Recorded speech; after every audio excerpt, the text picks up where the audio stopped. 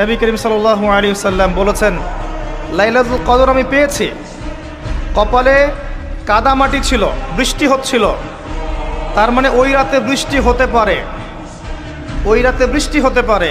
লাইলাতুল কদরের আলামত রাতের বেলা বৃষ্টি হতে পারে।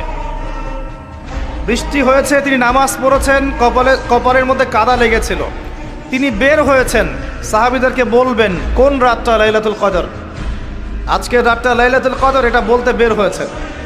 বের হয়ে দেখছেন দুজন মুসলিম আপোষে ঝগড়া করছে। লিসেন টু মি, দুজন মুসলিম আপোষে ঝগড়া করছে। আমরা বলি না যে মুসলিমদের মাঝে ইখতিলাফগুলো রহমত, আমরা বলি না? দুজন মুসলিম আপোষে ঝগড়া করছে। এই কাজটার কারণে আল্লাহ রাব্বুল আলামিন নবী সাল্লাল্লাহু আলাইহি ওয়াসাল্লামের হৃদয় থেকে এই কথাটাকে তুলে নিলেন। তিনি আর বললেন না এক্স্যাক্টলি কোন রাতে লাইলাতুল কদর ছিল, তিনি বলতেই বেরিয়েছিলেন যে কোন রাতে লাইলাতুল কদর ছিল।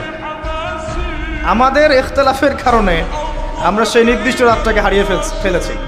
তবে এর মধ্যেই খায়ের আছে, এর মধ্যেই কল্যাণ আছে।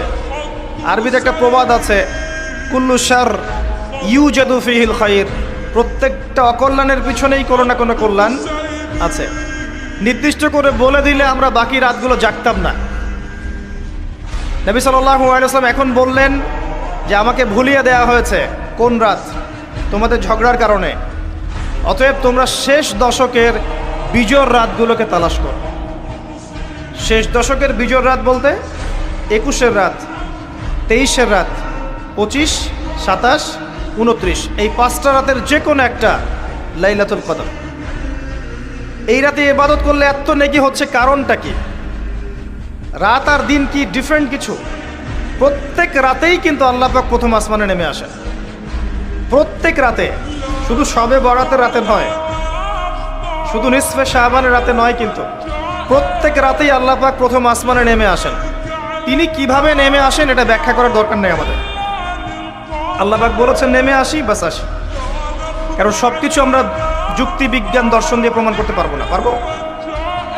সায়েন্সকে জিজ্ঞাসা করেন যে স্বপ্নের ব্যাখ্যা কি, ঘুম কাকে বলে, আত্মা কাকে বলে, আত্মা কঠিন না তরল না বায়বীয়, পারবে সায়েন্স ব্যাখ্যা করতে?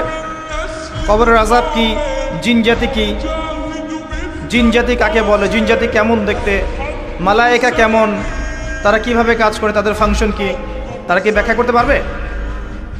আমাদের একটা চেতনা তৈরি হয়েছে, সায়েন্স যা বলবে তাই সত্য। এই চেতনা পুরোপুরি সত্য নয়। কোরআন এবং সুন্নাহ, আল্লাহ এবং তার রাসূল যা বলবেন সেটাই চূড়ান্ত সত্য। এর বাইরে